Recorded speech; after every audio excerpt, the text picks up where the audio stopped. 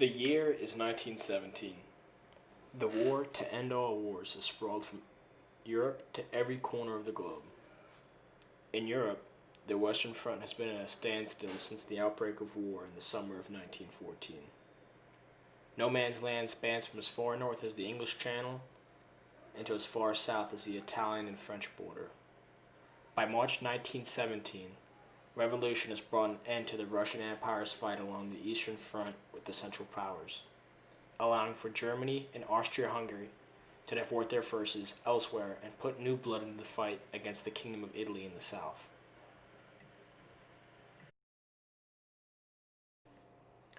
After successful offensives by the Italians in the summer of 1970, Austro-Hungarian Emperor wrote to the Kaiser requesting for German support in Italy.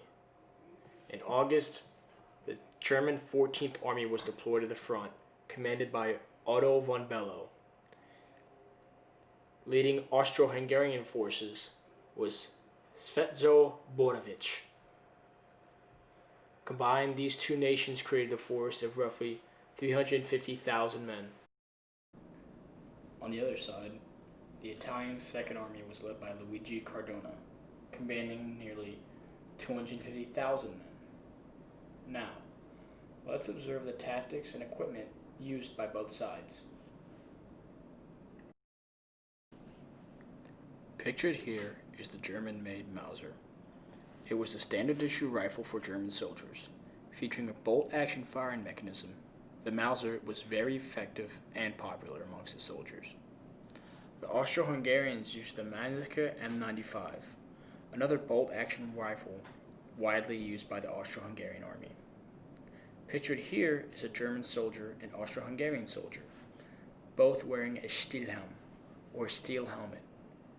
This was incredibly innovative because it influenced other designs in future wars.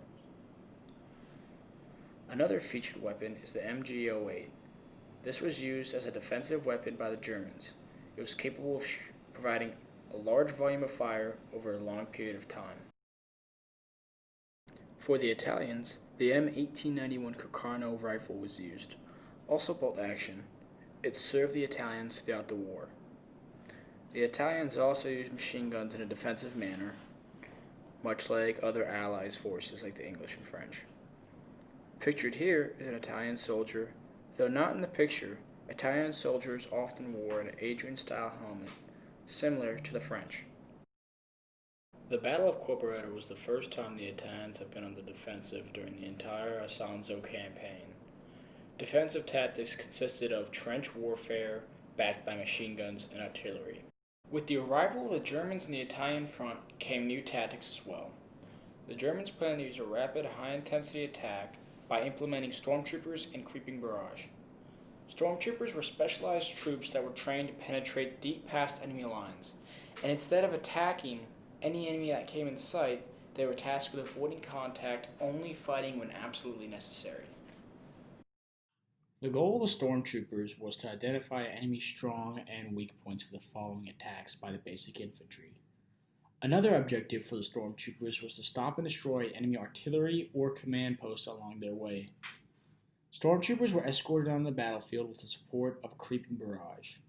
This was a tactic implemented by the artillery batteries to provide a wall of cover for the advancing soldiers. This was done by firing shells not at will, but gradually adjusting fire to provide protection and support for the stormtroopers' assault. With these new tactics, General von Below was ready to go on the offensive. Poor weather delayed the opening attacks, but on the morning of October 24th, 1917, the bombardments began at 2 a.m. in the morning. However, this was no ordinary bombardment. It was a poisonous gas. It was known that the Italians had poorly manufactured gas masks, and as a result of the gas attacks, the Italians lost over 600 men before the fighting even began. The gas attacks were followed by a cannonade of over 2,000 guns at 6 o'clock in the morning and until 7 o'clock. At 8 o'clock, the stormtroopers were sent in under the cover of a creeping barrage. The stormtroopers faced very little opposition at first, but when trying to cross the Isonzo River, bridges were blown, causing complications in the attack. Another objective for the German stormtrooper was to lay down telephone wire as they advanced to the Italian lines. This would allow them to communicate back with Central Command, which would then inform the infantry of Italian strongholds.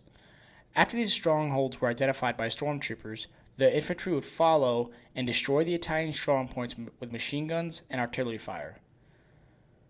After the strongpoints were destroyed, infantry divisions were sent in to mop up the remaining defenses.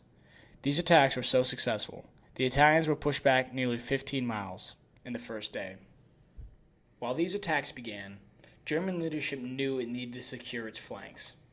The only problem was there was already an Italian presence on these mountains which covered the flanks. Securing these flanks was of the utmost importance. This led to the deployment of the Alpine Corps, specialized units that excelled in mountain combat. One of these battalions in particular proved itself incredibly effective, the Wittenberg Battalion. One young officer was part of this group, and with his 4 companies he was tasked with attacking the mountain Montague. This officer was none other than Erwin Rommel. Rommel was incredibly effective.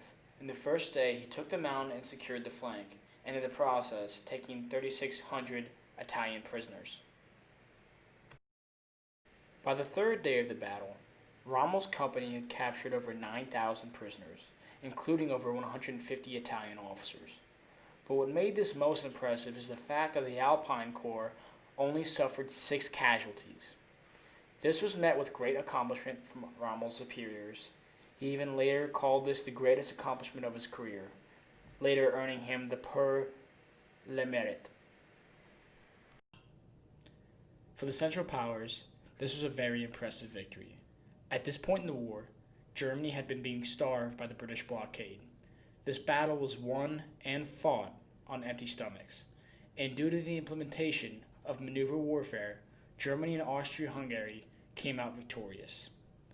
When it was all said and done, the Italians had over 10,000 soldiers killed, 30,000 wounded, and 250,000 taken prisoner, compared to the Central Powers' loss of only 70,000 men dead or wounded.